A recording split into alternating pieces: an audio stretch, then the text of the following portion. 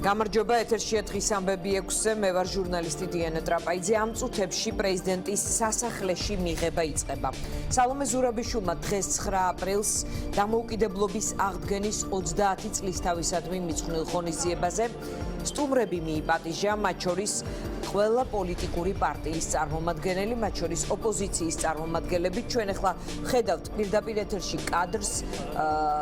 ლევან იოსელიას მანამდე შევიდა ევროკავშირის ელჩი კარლ ხარცელი და ღონისძიება უშუალოდ ღონისძიება რამდენიმე წუთში უნდა დაიწყოს რამდენიმე ოპოზიციონერმა პოლიტიკოსმა სოციალურ ქსელში გააკეთა განმარტება რომ აუცილებლად ისარგებლებდნენ ამ მიწვევით მათ მადლობა გადაუხადეს ზურაბიშვილს ჩვენ ხედავთ თუ არ ვცდები მანანა არჩვაძე გამსახურდია ზუსტად გამსახურდიას მეუღლე ელჩები მივიდნენ აი ამ წუთებში პრეზიდენტის სასახლეში და ოპოზიციონერი ლიდერების ნაწილის განმარტებით მას იგულისხმება ზურაბიშვილი მეტი როლი რომ შეეტანა კრიზისის დაძლევაში აუცილებლად ამ მოწვევით ისარგებლებდნენ მარიამ ჯაში შევიდა ამ წუთებში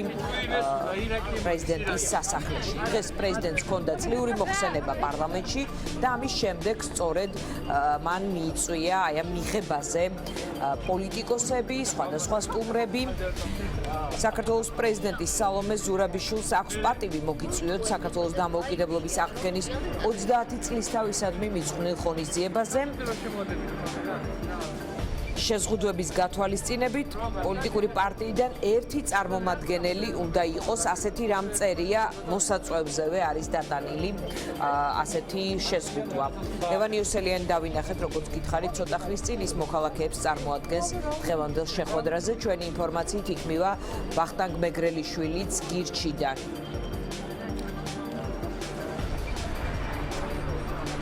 ბრიტანეთის ელჩი შევიდა პოსტსაბჭოთა სივრცის წარმომადგენელი ელჩებიც ასევე იქ არიან შალვა პაპუაშვილი ანადოლიძე სხვადასხვა პოლიტიკოსები კიდევ ერთხელ ხედავთ კადრს ჩვენ შეგვიძლია შესვლამდე რა კომენტარებიც გაკეთთ და მოვისმინოთ კი ბატონო ზადდება ახლა ეს კომენტარები საეთეროთ მანამდე თქვენ პირდაპირ ეთერში ხედავთ ამ კადრებს დღეს ასევე სალომე ზურაბიშვილი იყო პარლამენტში ტრიბუნასთან სადაც მას ჰქონდა წლიური ანგარიში შექმნილ სიტუაციაზე პოლიტიკურ კრიზისზე ევროკავშირთან საქართველოს ურთიერთობაზე გავრილოვის ვიზიტზე პოზნერზე ძალიან ბევრი აქცენტი იყო მის დღევანდელ გამოსვლაში პრეზიდენტის თქმით საქართველოს ევროკავშირიდან მიიღო ყველაზე დიდი მხარდაჭერა მაგრამ ვერ დააფასა არნახული რა მოხდა იმის დასტურად თუ რამდენად მნიშვნელოვანია საქართველოს მისი დემოკრატიულობა მისი სტაბილურობა ევროპისთვის და რაოდენ დაახლოებული ვართ უკვე ევროკავშირიდან მივიღეთ ყველაზე დიდი მხარდაჭერა და ვფიქრობ საკმარისად ვერ გავიაზრეთ და ვერც დავაფასეთ არა მხოლოდ ფინანსური თუ მატერიალური არამედ პოლიტიკური და მორალური თქვა მან ნულოვანი თამაში დასრულებულია და ერთადერთი გზა დაგვრჩა შეთანხმების მან გააკრიტიკა ოპოზიცია ხელისუფლება და მოუწოდა შეთანხმებისკენ ქვეყნის ხელისუფლებას არ ეყო გამბედაობა იმისთვის რომ ქვეყნის სტაბილურობა და დემოკრატიის პროგრესი ევროპის აქტიური მოკავშირეობა უფრო მაღლა დაეყენებინა ვიდრე ცალკეული დეტალები ოპოზიციას კი იმისთვის რომ განთავისუფლებულიყო გარედან შანტაჟისა და წნეხისგან საკუთარი ამორჩევლისთვის პატივი ეცა ზურაბიშვილმა მადლობა გადაუხადა პროცესში ჩართულ მხარეებს და თქვა რომ დახმარება უშედეგოდ არ ჩაივლის ზურაბიშვილი უკრაინაში მიმდინარე მოვლენებსაც გამოეხმაურა სოლიდარობა გამოუცხადა მათ მისი თქმით აუცილებელია რომ კიევში საქართველოს ელჩი სასწრაფოდ დაბრუნდეს არ მინდა რომ არ ვახსენო ჩვენი უკრაინელი მეგობრების დღევანდელი ბრძოლა და მათ არ გამოუცხადო სოლიდარობა მიმაჩნია რომ სოლიდარობის ნიშნად სასწრაფოდ უნდა დავაბრუნოთ ელჩი კიევში ჩვენ შეგვიძლია მოусმინოთ სალომე ზურაბიშვილის გამოსვლას პარლამენტში ფრაგმენტს ამ გამოსვლიდან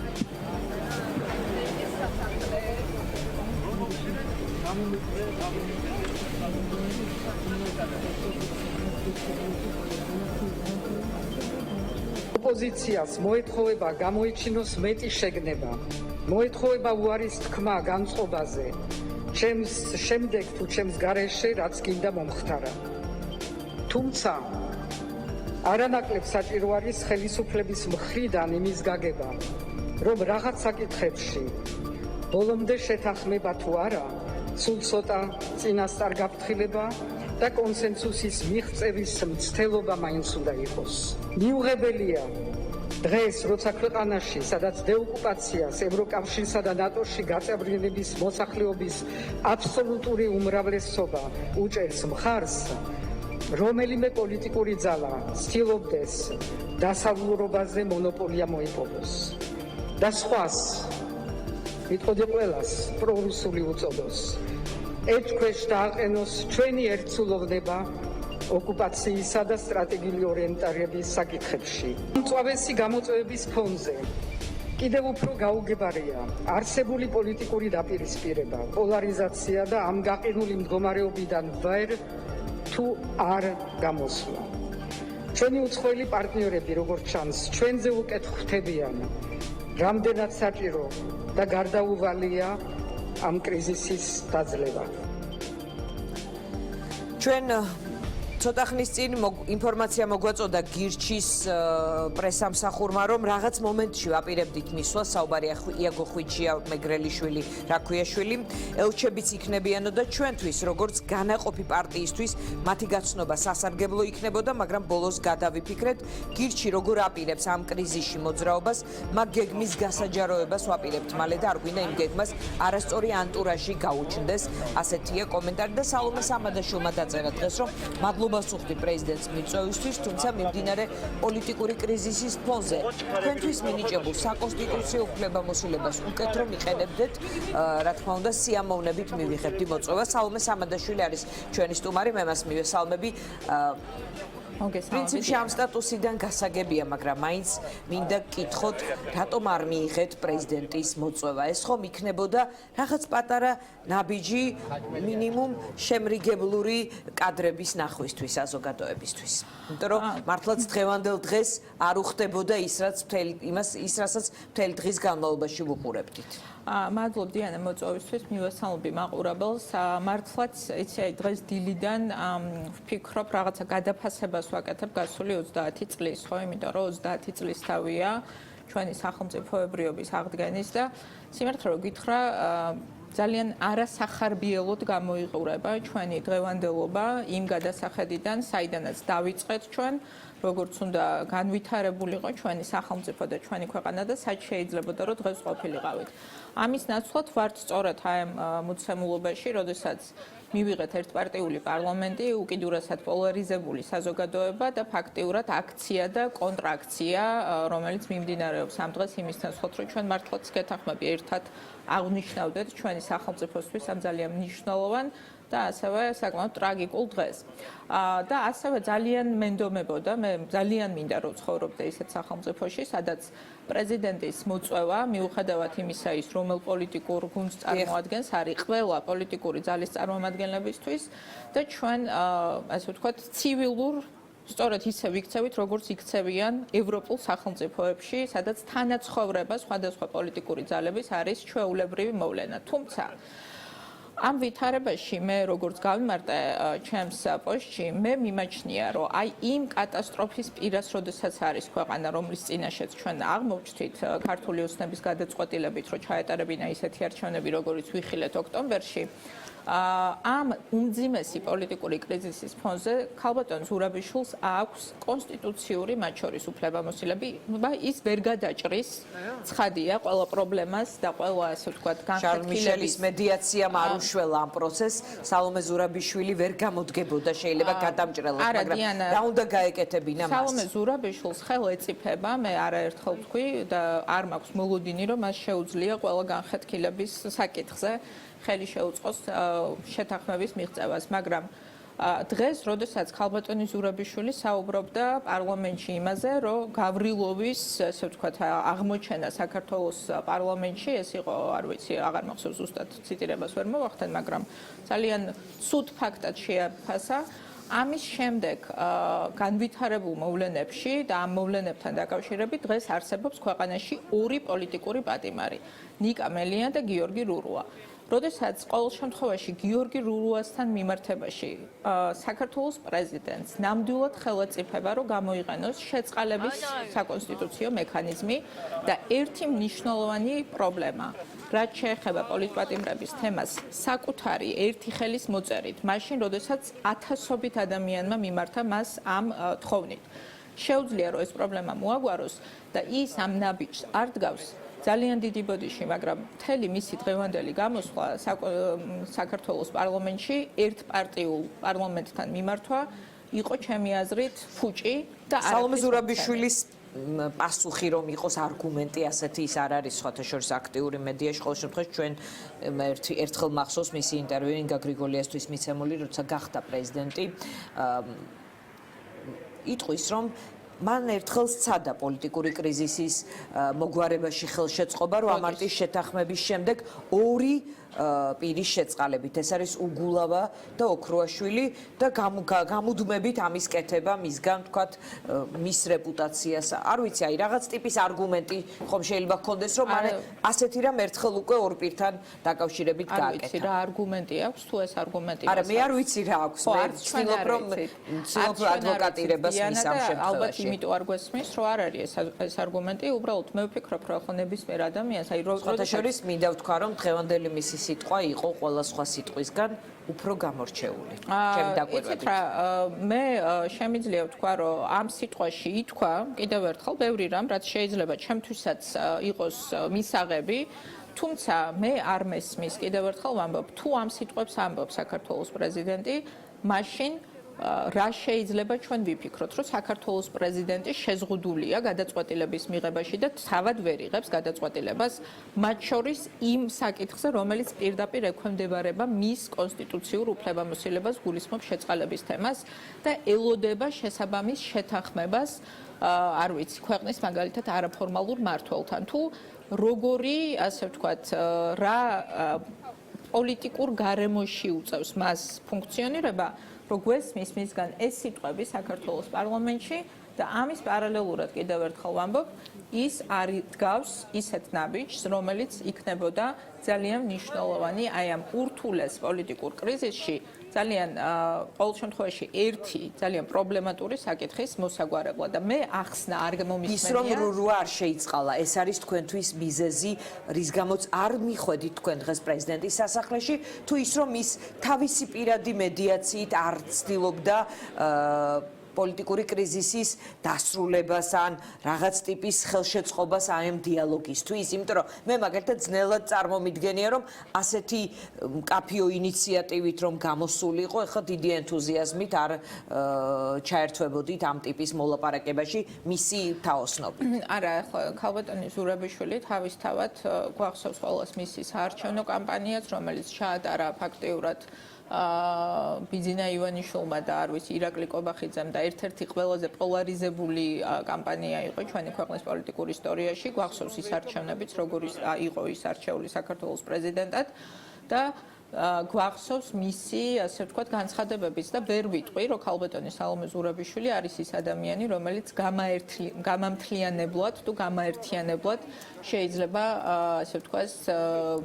არ გამოდგება ამ როლს. მაგრამ ეს გვერდზე რო გადავდოთ, მე ძალიან ნათლად ვთქვი, რომ არ მაქვს მისგან მოლოდინი, ნამდვილად არ მაქვს ქალბატონის ზურაბიშვილისგან, არავის არ გვაქვს მოლოდინი, რომ ის შეძლებს, რომ შეთანხმების, ასე ვთქვათ, რაღაცა მიღწევაში ლომის წვლილი შეიტანოს. მას შეუძლია თავისი წვლილი შეიტანოს და ძალიან მნიშვნელოვანი წვლილი და ჩემთვის გასაოცარია და მე მithქვამს მრავალჯერ თქვენ ეთერშიც და მithქვამს სხვა ეთერშიც, რომ ჩემთვის გაუგებარია, როგორ არიყენებს ის აი ამ საკონსტიტუციო მექანიზმს, რომელიც მის ხელშია და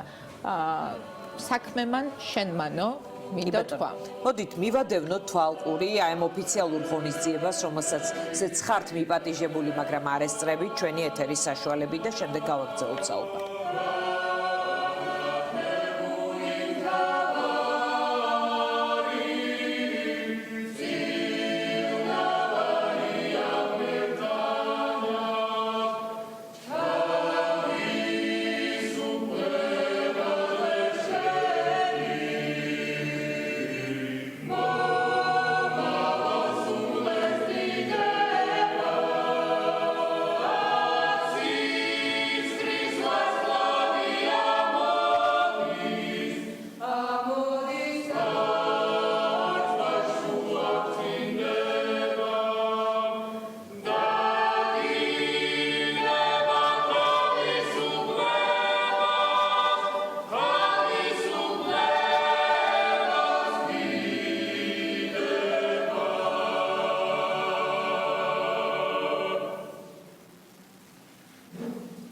სიტყვა ეძლევა საქართველოს პრეზიდენტს ქალბატონ სალომე ზურაბიშვილს.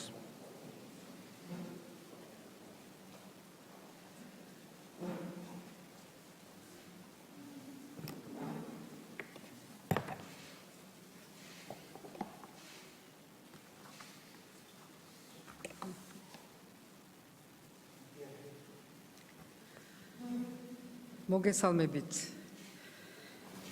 ყველას დღეს ძალიან მნიშვნელოვანი დღე არის 9 აპრილი ეხლა არ გავიმეორებ იმას რაც ითქვა პარლამენტის ტრიბუნიდან ყველანი ვინც აქავართ ძალიან კარგად გვესმის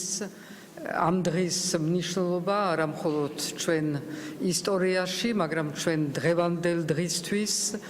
და ჩვენი ხვანდელი დღისთვის მე მინდა პირველ რიგში მოგესალმოთ თქვენ ქალბატონო მანანა რამე თუ თქვენ აქ წარმოადგენთ თქვენ მეუღლეს პირველ პრეზიდენტს საქართველოსი დამოუკიდებელ საქართველოსი და რომელიც არის ამ დღის ავტორი თუ არა მისი გადაწყვეტილება რომ ჩატარებული იყო რეფერენდუმი ალბათ არც შემდეგს არ მივიღებდით ანუ იმ დამოუკიდებლობის აქტს რომელმაც დაარსა თანამედროვე საქართველო და არავის არ აქვს უფლება რომ ეს უზარმაზარი დამსახურება დაივიწყოს მე მინდა ასევე მივესალმო აქ მყოფ დიპლომატიურ კორპუსის წარმომადგენლებს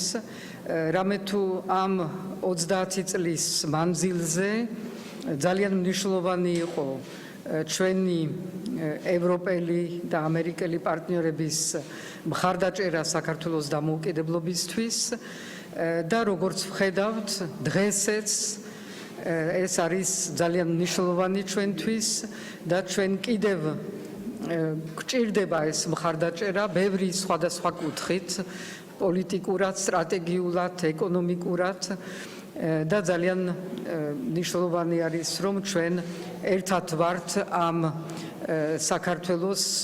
ევროატლანტიკური ინტეგრაციის გზაზე. მივესალმები აქ მყოფ პოლიტიკურ პარტიებს და ძალიან დიდი მადლობა მინდა თქვენ მოგახსენოთ, ვინც მობრძანდით. ძალიან სამწუხარო არის რომ ამდენი ცარიელი სკამი არის დღეს პრეზიდენტის სასახლეში, როცა ჩვენ აღნიშნავთ ერთიანობის დღეს, დამოუკიდებლობის დღეს და ისტორიულ დღეს. კიდევ უფრო სამწუხარო არის, როცა ნაწილი ამ პარტიების მოდიოდა თუნდაც ნახევარსაათის წინ და ბოლო წუთში რაღაც მოხდა, რაც ალბათ აჩვენებს იმას, რომ ისეთი დამოუკიდებლები არ არიან, როგორც ჩვენ ვისურვებდით, რომ იყვნენ ყველა და ყოველივე პოლიტიკური პარტია ამ ქვეყანაში. სამწუხარო არის ასევე იმიტომ, რომ მე მესმის სხვადასხვა კუთხიდან წამოძახილები, რომ პრეზიდენტი რატომ არ თამაშობს მედიატორის როლს. მეც ვეთანხმები იმაში და ეს ნათქვამიც მაქვს ჩვენი უცხოელი პარტნიორებისთვის, რომ უთუოდ უნდა დადგეს დრო, როცა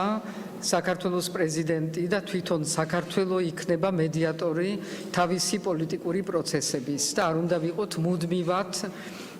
მიმული იმაზე, რომ ჩვენი უცხო პარტნიორებმა გადაწყვიტონ ჩვენთვის და დაგვეხმარონ ამ პროცესებში. მაგრამ ძალიან ძნელი წარმოსადგენელი არის, როგორ უნდა ითამაშოს პრეზიდენტმა ეს მედიატორის როლი, როცა ცარიელი სკამები არის. ამის შემდეგ მე მინდა ვთქვა ერთი რამე, რომ მინდოდა როგორც წინა წლებში მომეწვია აქა უზენაესი საბჭოს წევრები, იმიტომ რომ მათი ადგილი დღეს ნამდვილად აქ უნდა იყოს, თუმცა პანდემიიდან გამომდინარე არ მქონდა საშუალება რომ ყველა მომეწვია და ძალიან ძნელი იქნებოდა რომ მე რაღაც არჩევანი გამეკეთებინა და ამიტომ მინდა რომ ჩათვალონ ყოველივე მათგანმა რომ აქ არიან დღეს ჩვენთან ერთად მათი ადგილი აქ არის და მათი ადგილი ნამდვილად არის საქართველოს ისტორიაში. ასევე მინდა აღნიშნო რომ აქ დავპატიჟეთ რამოდენიმე წარმომადგენელი ახალგაზრდული პარლამენტის და ძალიან მიხარია, რომ აქ იმყოფებიან როგორც სიმბოლო იმისი, რომ ახალგაზრდობა, ჩვენი მომავალი თაობა ამ დღეს სრულიად იზიარებს და ეს დღე მათთვის კიდევ უფრო საკრალური უნდა იყოს, რადგან ეს დღე არის სწორედ გარანტია იმისი, რომ ჩვენი მომავალი იქნება დამოუკიდებელი ევროპული ქვეყანა. ამ დღესთან დაკავშირებით მე მინდა ორი ინიციატივა წარმოვადგინო.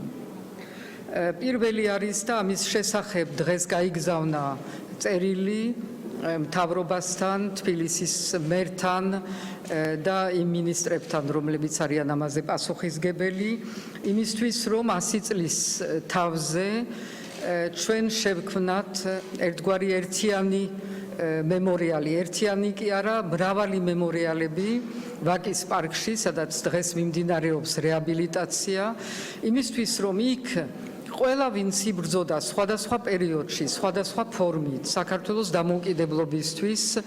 მათთვის იყოს ადგილი მიკუთვნილი. ეს იქნება ადგილი, სადაც ყველა შეძლებს, რომ მათ პატივი მიაგოს, სადაც საშუალება გვექნება, რომ ჩვენ ახალგაზრდა თაობებს ვასწავლოთ სწორედ 100 წლის ბრძოლების ისტორია და სადაც როცა ჩამოვლენ ჩვენი უცხო სტუმრები, ცოტა უფრო ღირსეულად მივიყვანთ პატივის მისაგებად. და რაც დღეს ხდებოდა 9 აპრილის მემორიალთან და რაც ხდება პრაქტიკულად სამწუხაროდ ყოველ წელს,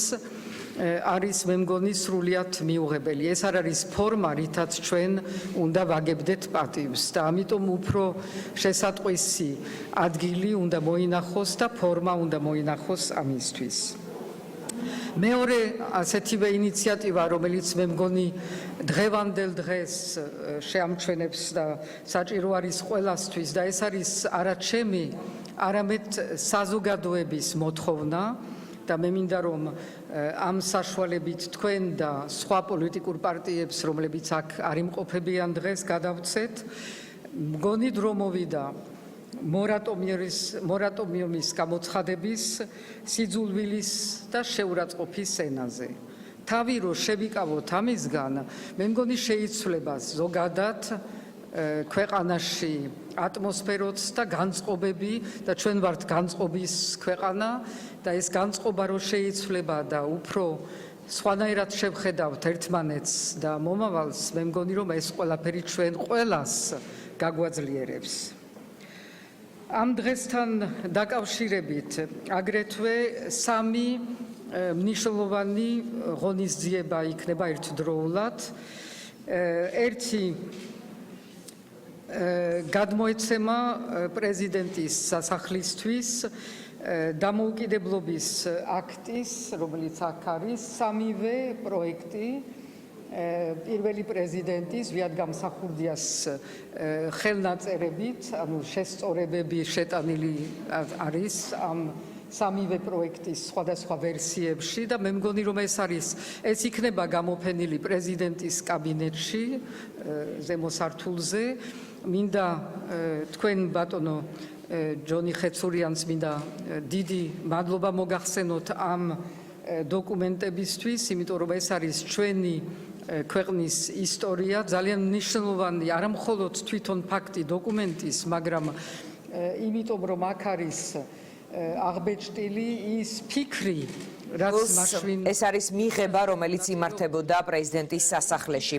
მან თქვა, რომ ქონდა ინფორმაცია, რომ ნაწილი პოლიტიკოსებისა მიდიოდა, ბოლო წუთებში გადაიფიქრეს, აქცენტი გააკეთა ცარიელ სკამებზე, რომელიც იყო დარბაზში და თქვა ეს აჩვენებს, რამდენად დამოუკიდებლები არიან თუ არ არიან და რომ ხშირად საყვედურობენ მას, რატომ არ აქვს მედიატორის როლი და როგორ უნდა ითამაშოს ასეთ ვითარებაში მედიატორის როლი, როდესაც აი მის მიპატიჟებას უარით პასუხობთ. ფაქტობრივად თქვენი პასუხი იყო და გავცეთ ახლა პასუხი. პირველ რიგში მე ვთქვი და გავიმეორებ, რომ ქალბატონი ზურაბიშვილი მედიატორის როლს ვერ ითამაშებს, დიანა, იმიტომ რომ ეს პოლიტიკური კრიზისი არის შექმნილი იმის გამო, რომ ოქტომბრის არჩევნები ჩატარდა იმგვარად, რომ ამ არჩევნების მიმართ ნდობა არ შედგა. და მე მინდა შეგახსენოთ, რომ საქართველოს დღევანდელი პრეზიდენტი, რომელიც არჩეული იქნა ასევე არჩევნებში, ის არჩევნები შეფასებული იყო როგორც ერთ-ერთი ყველაზე ცუდი არჩევნები ჩვენს უახლეს ისტორიაში და მათ შორის EUTHO-ს არც ერთი რეკომენდაცია არ იქნა გათვალისწინებული ამის შემდეგ. იმისთვის, რომ მედიატორი იყო, უნდა გქონდეს საზოგადოების ნდობა და სწორედ საზოგადოებას, როდესაც საარჩევნო სისტემის მიმართ ნდობა არ აქვს, მათ შორის პირდაპირ წესით არჩეული პრეზიდენტიც ვერ იქნება ყველას პრეზიდენტი, ეს არის რეალობა, ეს ერთი. მეორე, კიდევ ერთხელ მინდა ვთქვა, ჩემთვის გაუგებარია, რატო არ იყენებს საქართველოს პრეზიდენტი იმ კონსტიტუციურ უფლებამოსილებას, რომელიც მას აქვს იმისთვის, რომ შექმნას მართლაც სივრცე შეთანხმებისთვის. თუნდაც არა მისი, მე არ მჯერა, რომ ქალბატონ ზურაბიშვილს შეუძლია როდესმე გახდეს მედიატორი აი ამ პოლარიზებულ გარემოში, იმიტომ რომ ის არ არის ამ წონის მატარებელი პოლიტიკური ფიგურა, მაგრამ მას შეუძლია გადადგას კონკრეტული ნაბიჯები, რომელიც სივრცეს მოლაპარაკებებისთვის შექმნის. და ბოლოს უკანასკნელი გამოკითხვებით საქართველოს პრეზიდენტს აქვს ერთ-ერთი ყველაზე მაღალი ნეგატიური ასე ვთქვათ, შეფასება ჩვენი საზოგადოებისგან. მე მის ადგილზე, მათ შორის აი ამ პოლიტიკურ კრიზისს გამოვიყენებდი იმისთვის, რომ ჩემი პოლიტიკური იმიჯი გარკვეულწილად, ასე ვთქვათ, რაღაცნაირად მართლაც გამომესწორებინა და მე მენიშნა დღეს, რომ მისი გზავნილები იყო დისტანცირებული ქართული ოცნებისგან, იმიტომ რომ დიანა იყო საყვედურიც იყო ხელისუფლების მთავრობის მისამართით და გეტყვით რატომ დიანა მე არ ვიცი ამით დავასრულებ თუ თქვენ სხვა შეკითხვები არ გაქვთ დღეს ჩვენ ვიხილეთ ძალიან სამარცხვინო აქცია რომელიც გამართული იყო პირდაპირ ქართული ოცნების პოლიტიკური დაკვეთით ეს იყო სამარცხვინო აქცია იმიტომ რომ ჩვენ გვინახავს ამ ქვეყანაში ესეთი აქციები სადაც ფაქტიურად როგორ გითხრათ ძალით მირეკილი ადამიანები ქმნიდან რაღაცა ფასადს რომ თითქოს რაღაცა საზოგადოებრივი მოძრაობა არსებობს ქართული ოცნების პოლიტიკური მიზნების მხარდასაჭერად, თუმცა ოფიციალურად ეს არ იყო პარტიული ღონისძიება. აი ესეთი ღონისძიებების ჩატარებას რო იწყებს ხელისუფლება, ის განწირულია ეს იყო თქვენთვის ხელისუფლების აქცია. დიახ, ეს ნამდვილად იყო ხელისუფლების აქცია და როდესაც ესეთი ტიპის აქციების ჩატარებას იწყებს ხელისუფლება, რომელიც მე-9 წელიწადია ქვეყანას მართავს და დაკარგა დემოკრატიული მანდატი უკანასკნელ არჩევნებში, ცხადია, რომ უნდა გაემიჯნო, რაც შეიძლება შორს ამ ხელისუფლებას და მე ვფიქრობ, რომ ამის ნიშნებია როგორც ის, რომ პრემიერ-მინისტრი გადადგა, ერთი მინისტრი გადადგა, მეორე მინისტრი გადადგა და დღეს ჩვენ მოვისმინეთ საქართველოს პრეზიდენტისგან გზავნილები, რომელიც არ იყო, ასე ვთქვათ, ქართული ოცნების პირდაპირი მესიჯ ბოქსი, როგორც ჩვენს მანამდე გვესმოდა. მადლობა სალომე სამადაშვილს რეკლამის შემდეგ დავბრუნდებით პირდაპირ ეთერში.